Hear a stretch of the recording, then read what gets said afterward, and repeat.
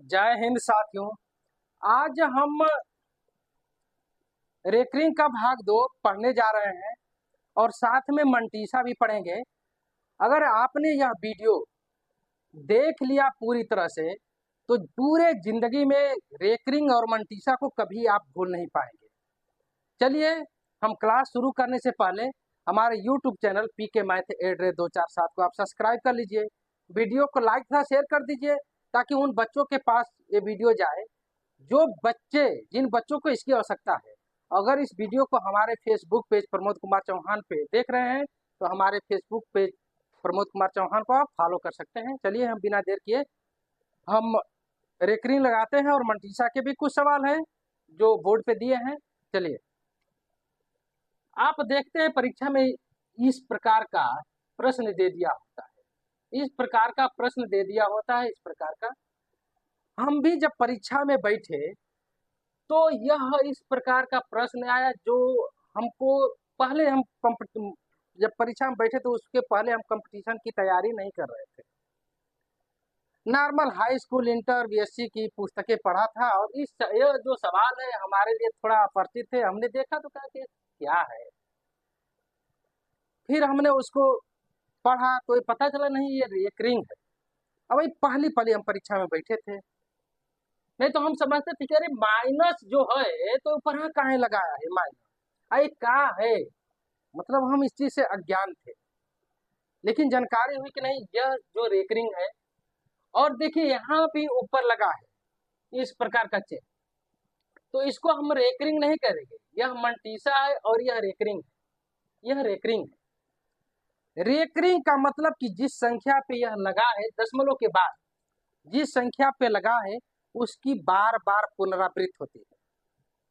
जैसे मान लीजिए कि यह है ना 0.75 पे यह है तो इसका मतलब कि 7 5 7 5 7 5 7 5 यानी यह इसकी पुनरावृत्ति हो रही है।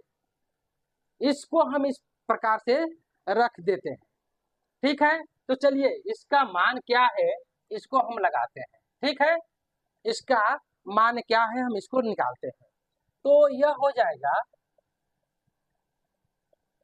जो है उसको हम रख देंगे सीधे 7 5 है 7 5 रख देंगे और बटा कर देंगे। अब जितना अंक पे रेकरिंग लगी है इसका मतलब रेकरिंग, रेकरिंग का मतलब आवर्ती, जितने अंक पे रेकरिंग लगी है उतना 9 नीचे लिख देंगे। 1 और 2 दो अंक पे रेकरिंग है, 2 9 हम लिख दिया, ठीक हो गया। इसी प्रकार यह है, इसको हम लगाते हैं, इसका मतलब क्या होगा तो 3 4 7। यहाँ आप देखिए रेकरिंग 4 7 पे लगी है, 3 पे नहीं लगी है।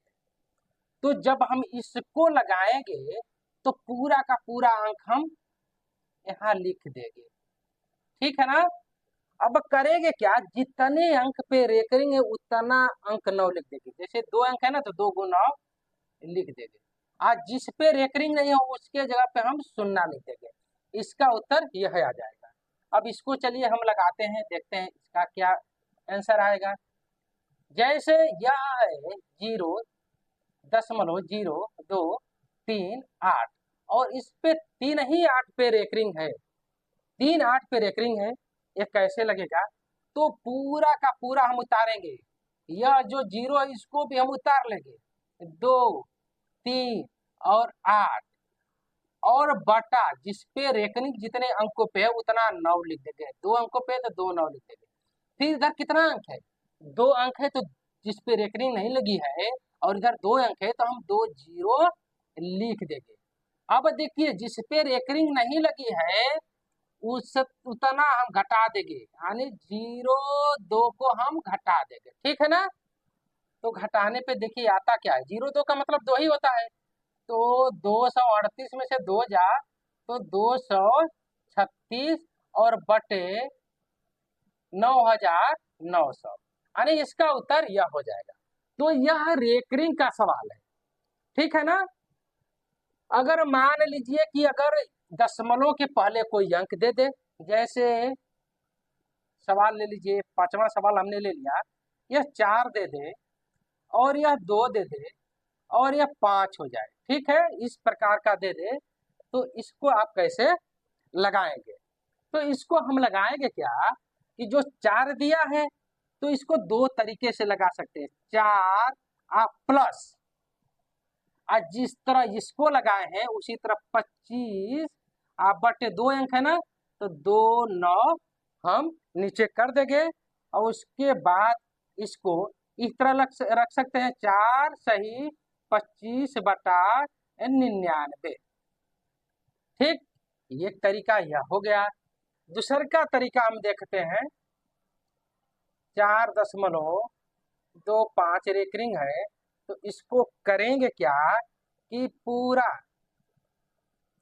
4.25 दशमलव हटा देंगे, 4.25, और यह इसमें रेकरिंग नहीं तो इसको हम घटा देते हैं और आते क्या है, यह 2 अंक पे रेकरिंग है और ये दशमलव के पहले तो हम शून्य नहीं लगाएंगे, दशमलव के बाद रहता तो शून्य लगाते, यह हो जाएगा 9 और 9, इसका ख्याल रखेंगे, दशमलव के पहले है तो शून्य नहीं लग, दशमलव के बाद वाले अंक पे शून्य लगाते हैं, जैसे मान लीजिए 0.3 है तो इसको 3 बटा या 0.1 लिखा जाता है, ठीक है ना, 1 0 लिखा जाता है, यानी 10 लिखा जाता है।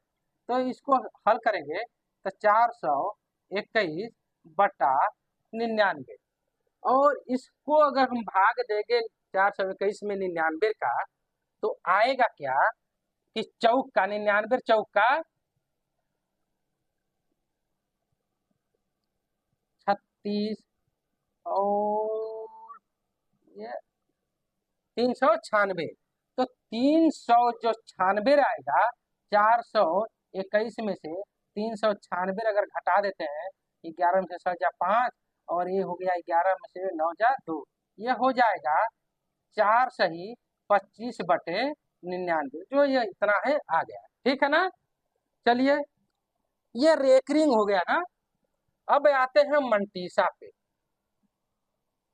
मंटीसा जो यह दिया है, दशमलव के पहले अगर कोई अंक हो, दशमलव के पहले अगर कोई अंक हो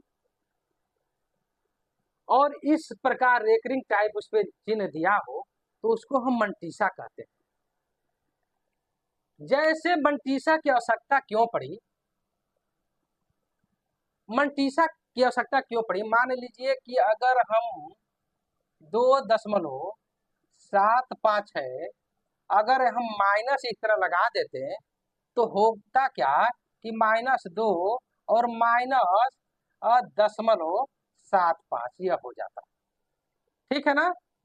लेकिन अगर हमको इस प्रकार चाहिए -2 और +0.75, इस प्रकार का अंक चाहिए और इकट्ठा चाहिए इस तरह, तो इसको हम लिखेंगे 2 मंटीसा 7.5, ठीक है ना, 7.5।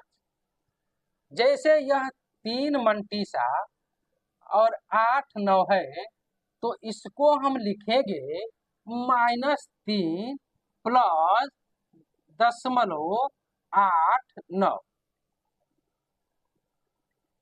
एक चीज ध्यान रखिए, अगर यह 2 अंक है तो मंटीसा किसी एक अंक पे नहीं लगेगा, लगेगा तो दोनों अंक पे मंटीसा लगेगा, यह ध्यान रखिए। जब लगेगा, जैसे यहाँ तो मान लीजिए 2 अंक पे लग गया, 1 अंक पे लग सकता है या पूरे पर लग सकता है, लेकिन मंटीसा दशमलव के इधर जो अंक होते हैं, मंटीसा अगर आप लगाएंगे तो सभी संख्याओं पे लगता है, तो इसका मतलब ये हो जाएगा -23 और +0.75। तो मंटीसा यह होता है दशमलव के पहले जो अंक होता है और उस पे इस प्रकार का चिन्ह यानी लाइनरी एक रेखा खींची होती है, तो उसको मंटीसा कहते हैं। लेकिन दशमलव के बाद अंक पे जो लाइन ऊपर अंकों पे खींची रहती है उसको रेकरिंग कहते हैं। तो रेकरिंग और मंटीसा में यही अंतर है। चलिए हम कल के वीडियो में इस पे सवाल लेकर आएंगे, जोड़ का सवाल लेकर आएंगे, गुणा का सवाल लेकर आएंगे, भाग का सवाल लेकर आएंगे, घटाना का सवाल इस पे हम लेकर आएंगे कल के वीडियो में।